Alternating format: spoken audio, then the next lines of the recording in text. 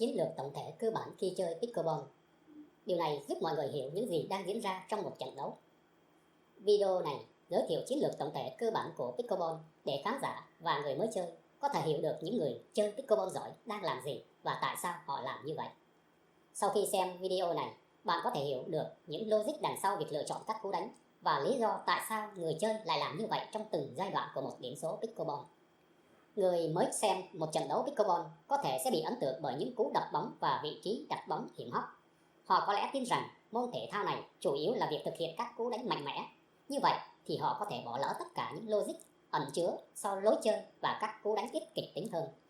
Chính là cách cài bóng, cân não làm mồi cho các cú đánh mạnh mẽ dứt điểm.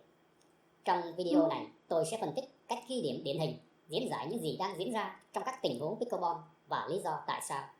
Trước hết, bạn cần phải hiểu rằng, giống như trong môn quần vợt đôi, mục tiêu chính của chiến lược ban đầu trong pickleball đôi là đưa đội của bạn lên lưới, hoặc là cố gắng giữ cho đối thủ tránh xa khu vực lưới.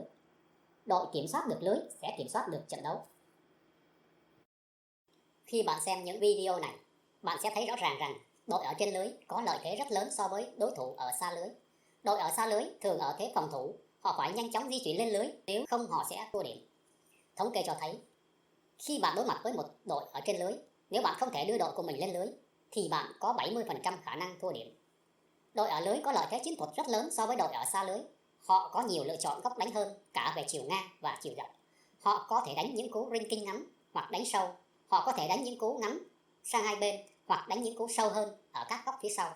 Ngược lại, những người chơi ở xa lưới có góc đánh và lựa chọn cú đánh hạn chế hơn rất nhiều. Trong thi đấu, hầu hết các điểm pickleball đều trải qua 4 giai đoạn.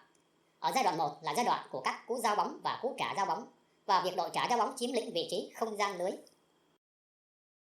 Hãy xem những gì đang xảy ra với cú giao bóng và cú trả giao bóng. Bây giờ, đội giao bóng đang đối mặt với hai người chơi ở trên lưới và họ phải cố gắng di chuyển lên lưới. Giai đoạn 2 là lúc đội giao bóng cố gắng tiến lên lưới để cân bằng vị thế chiến lược trong sân chơi. Giai đoạn 3, rinking. Đây là lúc tất cả mọi người chơi đều ở lưới và mọi người đều chơi thận trọng để không cho bóng bay quá cao. Hãy xem điều gì xảy ra khi cả 4 người chơi ở trên lưới và không ai muốn bất cẩn đánh bóng không qua lưới hoặc để bóng bay quá cao. Vì vậy, rinking là lựa chọn tốt nhất. Giai đoạn 4, chơi nhanh ở lưới. Giai đoạn này bắt đầu ngay cả khi ai đó sơ suất để bóng bay cao. Hãy xem điều gì xảy ra. Rinking chỉ kéo dài cho đến khi bóng đủ cao để tạo điều kiện cho một cú đánh mạnh mẽ. Và đôi khi, bóng không cần phải bay cao cũng có thể bắt đầu để tấn công. Hãy xem chi tiết những giai đoạn và xem những người chơi đang làm gì và tại sao. Ở giai đoạn 1, giai đoạn chỉ kéo dài trong hai cú đánh đầu tiên là cú giao bóng và cú trả giao bóng. Ở đây không có gì nổi bật vì với cú giao bóng dưới cổ tay thì việc ăn điểm trực tiếp rất hiếm xảy ra trong thi đấu. Thực hiện cú giao bóng, bạn đánh bóng càng mạnh thì bạn càng ít kiểm soát được hướng đi của bóng. Vì vậy, đánh bóng càng mạnh làm tăng khả năng bóng vào lưới hoặc ra ngoài sân. Hơn một nửa người chơi hàng đầu ở Hoa Kỳ sử dụng cú giao bóng đơn giản và không nhanh lắm. Cú giao bóng kém duy nhất là cú giao bóng ngắn và nảy cao, vì điều này tạo điều kiện cho một cú trả giao bóng chéo sân hiểm hóc. Cú trả giao bóng thường được hướng xuống giữa sân hoặc về phía người chơi yếu hơn. Và cú trả giao bóng cao, sâu là lý tưởng. Đánh bóng sâu bằng cách đánh bóng cao hơn một chút thay vì đánh mạnh sẽ tốt hơn. Vì đội giao bóng phải chờ cho quả bóng rơi xuống sân và nảy lên rồi mới được đánh trả. Do vậy, trả bóng cao và sâu giúp đội trả giao bóng có thời gian chiếm lĩnh vị trí gần bếp. Điều quan trọng nhất là người trả giao bóng phải làm là di chuyển hoàn toàn đến đường không volley để sát cánh cùng đồng đội. Lưu ý là những người thi đấu hiếm khi cố ý đánh trả bóng giao bóng ngắn, vì điều này về cơ bản mang lại cho đối thủ vị trí ở gần lưới và bạn sẽ không bao giờ muốn đối thủ của mình có điều kiện dễ dàng để lên lưới. Cú đánh số 3 của đội giao bóng sau cú trả giao bóng tốt nhất là một cú thả vào bếp. Đôi khi cũng có thể là một cú drive thấp vào giữa gần đối thủ yếu hơn. Tuy nhiên, một cú rớt nảy thấp vào bếp là tốt nhất vì nó tạo điều kiện cho đôi giao bóng nhanh chóng chiếm lĩnh vị trí gần đường không volley. Đối với đôi trả giao bóng thì điều kiện đặc biệt quan trọng là volley lại cú đánh thứ 3 bất cứ khi nào có thể để ngăn đội giao bóng tiến lên lưới.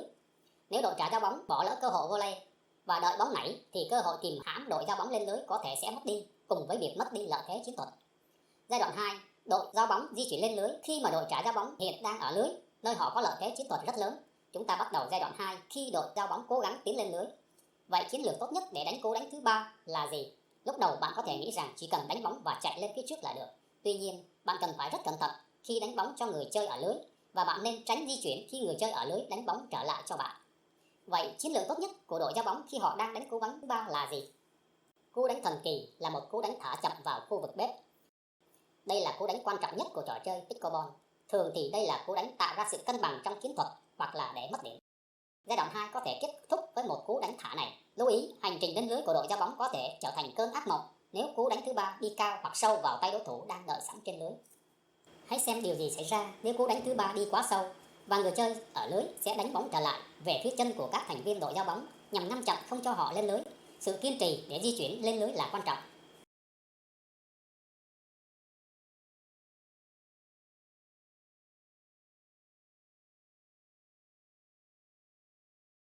Xin nhắc lại, nếu bạn không thể đưa đội của mình lên lưới thì bạn có 70% khả năng thua điểm.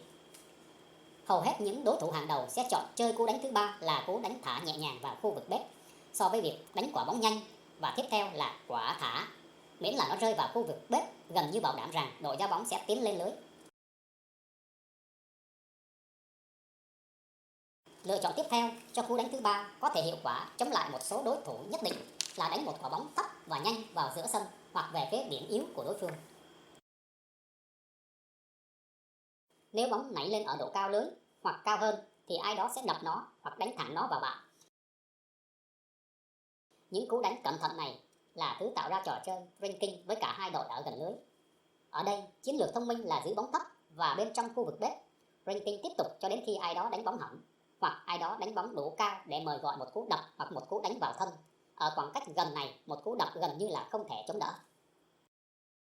Trong số những người chơi thi đấu nâng cao, đội giao bóng thường cuối cùng thành công với việc di chuyển lên đường không vô lê. Vì vậy, hầu hết các điểm thi đấu đều trải qua giai đoạn 2 và giai đoạn 3. Giai đoạn 3 là giai đoạn ranking, khi cả hai đội đều ở trên lưới và mọi người phải thận trọng không để bóng bay quá cao. Xem ở đây, ngay khi một cú ranking là một cú thuận tay, trò chơi nhanh bắt đầu, sẽ có vẻ thiếu tinh thần thể thao, nhưng với một số người chơi nâng cao thì những cú đánh hướng thẳng vào thân không chỉ được coi là chấp nhận được mà còn là một phần được mong đợi của trò chơi ở khoảng cách gần này. Một quả bóng nhanh bay thẳng vào ngực bạn rất khó xử lý. Nếu người nhận cú đánh vào thân trả được thì nó cũng thường là một cú trả bóng kém, mời gọi một cú đánh bồi còn mạnh hơn. Xem ở đây, nó giống như một cú đấm, và một cú đấm đầu tiên làm choáng váng.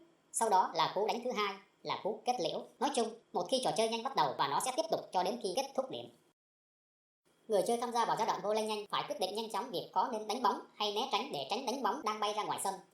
Vì vậy, trò chơi nhanh có yếu tố kỹ năng né tránh bóng. Tóm lại, trong thi đấu, một điểm thường trải qua cả 4 giai đoạn, và trong thực tế, những cú đánh có thể quay lại về giai đoạn trước đó. Hãy xem những điểm này và xem bạn có thể xác định được 4 giai đoạn của một điểm hay không. Tôi hy vọng rằng video này rất hữu ích cho tất cả mọi người.